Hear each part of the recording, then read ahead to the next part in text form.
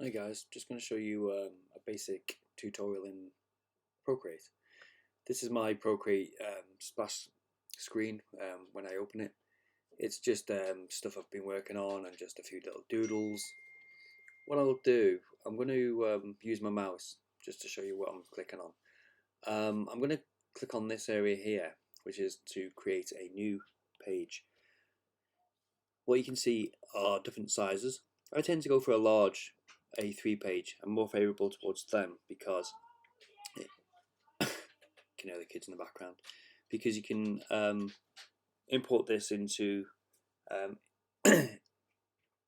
any kind of program like Photoshop or Adobe Illustrator.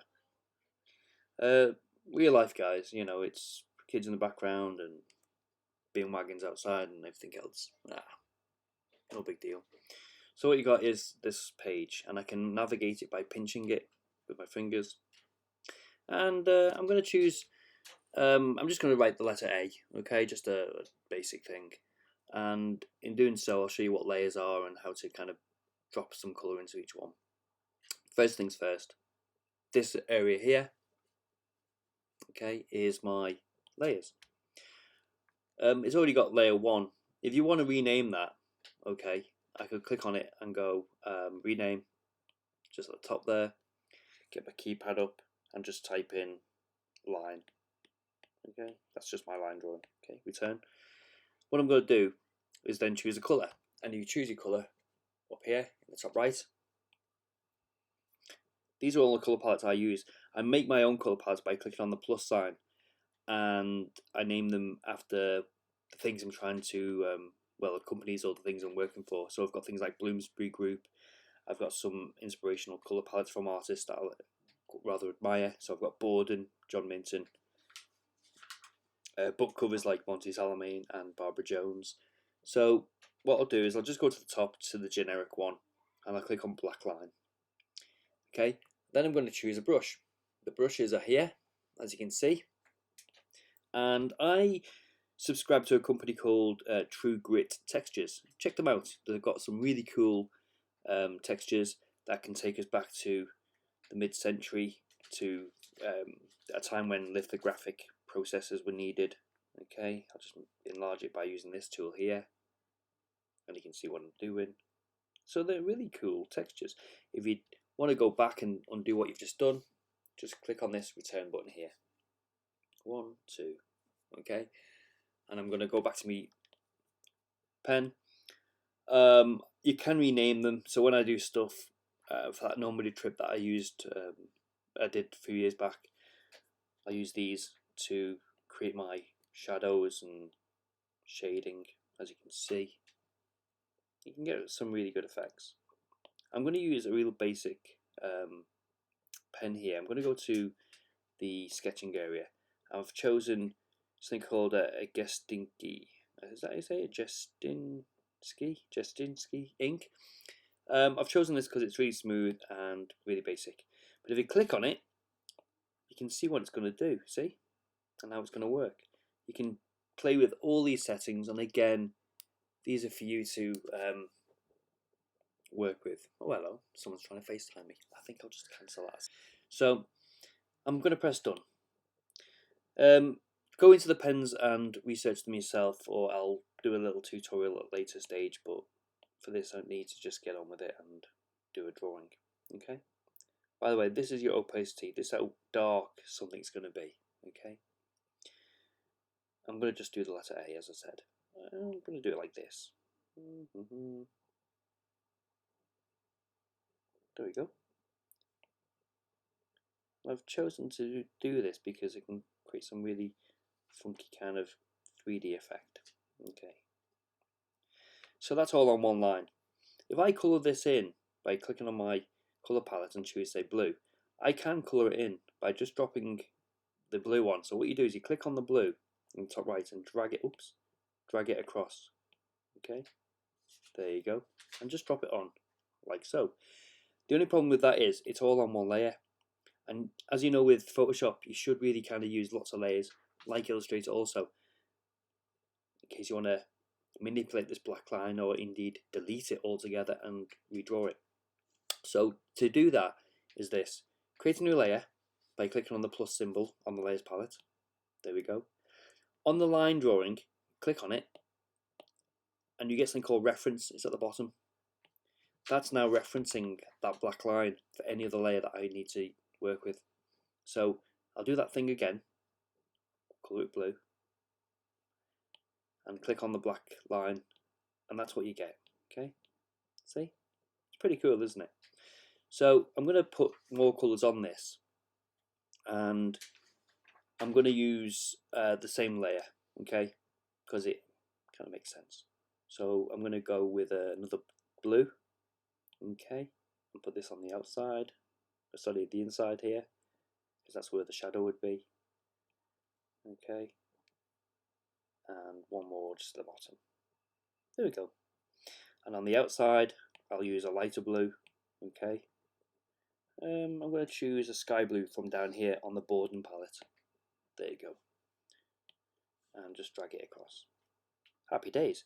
The background, make a new layer. Again, it's still referencing the black line, so if I get a yellow, it won't fill the whole of the page, just the behind. Okay, I'll show you that. There, see? So you can do some really funky stuff. That's really kind of basic stuff. Go to True Grit Textures and see what you can get from them. There are other places online that can help you as well. If I make a new layer, I'm going to add some real cool tones and some funky stuff from my True Grit samplers. There's one called Sprinkles I'm going to use. I quite like that. This is what lithographic designers used to use many years ago. And I'm going to use dark blue. I'm going to choose a dark blue for this. And remember, it's on a new layer, as you can see. And I'm just going to sprinkle this and see how big they are. I'm going to use it on the outside. Not very big actually, so what I'll do is I'll undo that and I'll make them a lot bigger. In fact, I might put it on the maximum. Yeah, that's it. Now I could be really quite accurate, okay, and work it, but in this case what I'll do, I'll use my rubber, and there's my rubber. Now the rubber is going to choose the same kind of brushes, and in this case I'll use the Jestinski ink, okay, that one, and I'm going to just click on the, I'm going to zoom in, there we go, and I'm just going to rub out that, and I'm going to go around it. There's a really cool website called Design for Today. It's on Instagram too. I know I keep pushing for kind of old lithographic and print techniques, but check them out, because a lot of the brushes that companies like True Grit make are based on the old time printers, okay. And again, there's lots of different artists that you can pursue and follow. There's someone called Leonie Boss who does this, and they use lots of old techniques. She's represented by a company called Handsome Frank. So there's my little sprinkles. I'm going to click on that layer there and go to something called, let's see. I was looking for something called multiply. Okay. Now, I don't often use this, so let me just see where I can find it. If I click on that, that's where I can duplicate it and lock it and all the other stuff. It's there. On the layer itself, it says N. See? Okay, that means normal. I'll just get my mouse and show you. That means normal. Okay? If you click on that, you can go to all the other things. Here we go. You can see it change. The one I was looking for was just multiply. Okay? Actually, I did like colour burn. It's really black. Quite nice that. I'll click on multiply. Okay? And just click on the layer again. And happy days. You can also, in that area, choose your opacity to knock it down. See? Okay. It's like an old magazine. What do you think? So you got this kind of effect. There's lots of other ways you can work with this. I'm going to do something on the yellow background here. I'm going to click on another really cool technique. This one might be, ooh, we'll choose beat tones dot. Okay, and I'll just make it larger so you can see. But let's make it like a Superman cartoon or a comic. I'm just going to zoom out and just go like that, just over the top. Now I've made a mistake straight away. I haven't made a new layer. Okay, see, I've worked on the yellow layer, so that's not a great thing to do. So I'm going to undo that. Okay, make a new layer by clicking on the plus symbol, and I'll do that again. But it was on the biggest, and I didn't really like it. That's because it's an A3 palette, paper size. Oh yeah, I'll use this one instead. Okay, I'm just using my pen tool just to go over the top, just in one swoop, and you can see the effect it makes. Okay, I'm going to put this yellow layer behind everything by clicking on it and just dragging it like so. I'm going to get the layer 5, which is the blue line I've just made, and move that down, just like so, just above it. But I'm going to click on normal and click on multiply, and you know what, I'm happy with that. So what you got is this really funky thing. The beauty, remember, about actually putting on everything on a different layer is that you can move it around. So I'm on layer 5 now. Up here there is a little arrow pointing at 1 o'clock. Okay, can you see it? Okay, click on that, and what you can do is move it, see, around the page. So you can do all kinds with it. Okay, there you go. Click on the arrow again and it just resets it. Okay, have a bit of a laugh with it. Okay guys, that's really the basic thing. If you want to save this, okay, you can go to your little spanner and you can save it. There are lots of different options. You can save it as a PSD with all the layers, a PDF which will be flat, a JPEG again will be flat, but we will be able to email to yourself. A PNG is something I always tend to use when I want to transfer my individual lines and colour and sprinkles into Photoshop. So I'd go to PNG and then save it to an area. Okay, and these are all me links. Oh look, Martin Harrington, must have been someone I emailed recently.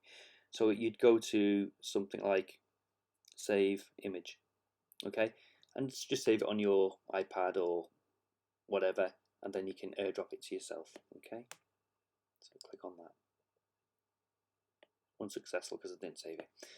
Okay, if you are going to save your artwork and you want to manipulate each line in Photoshop later on, save it as a PNG, but make sure that all the layers are turned off. 1, 2, 3, 4. So if I send that, okay, as a PNG, it will just save the black line. Okay, if I save that, it will save it the blue line, and that the yellow. Just make sure that the white is turned off, because remember, you'll be transferring not only white but yellow as well. Okay guys, thank you.